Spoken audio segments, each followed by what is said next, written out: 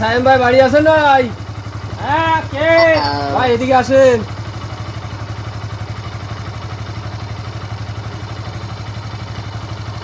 ভাই কি হয়েছে? কে? আপনার জন্য একটা সুসংবাদ আছে ভাই। আমি ওই পোস্ট অফিস থেকে আইলাম। হ্যাঁ আপনার একটা চিঠি আসছে। হ্যাঁ।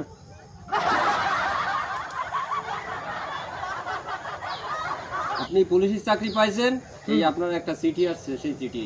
যাক আলহামদুলিল্লাহ, বহুত কাল এই তপস্যায় ছিলাম, মেলা কষ্ট ক্লাস করে আজকে যাক পুলিশের চাকরিটা হয়ে গেছে, অ্যাপয়েন্টমেন্ট লেটার আইছে, যাক আল্লাহর কাছে শুক্রিয়া।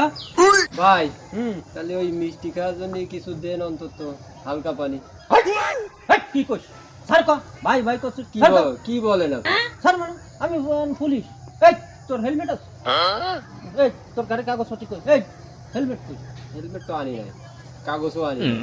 এখনো ডিউটিতে জয়েন করে বললেন না, তার করণ হচ্ছে কি? আরে তুই আগে স্যার ক তুই। এই স্যার শোন, এখন ওই আমি তো পুলিশ হয়ে গেছি, চাকরি হয়ে গেছি, এখন তো মামলা দিলি তো হেলমেটের জন্য, কাগজপত্রের জন্য তো মেলা করা হয়। হয়। তা তুই উল্টে কিছু দিয়ে যা।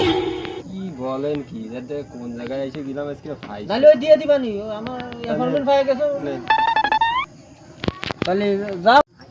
চরম ভাষা ভাষলাম আজকে রে।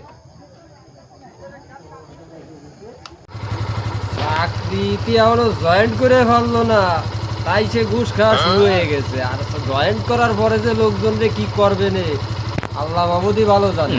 বড় বাসা বাইকে গেছি আজকে রে, ধরি।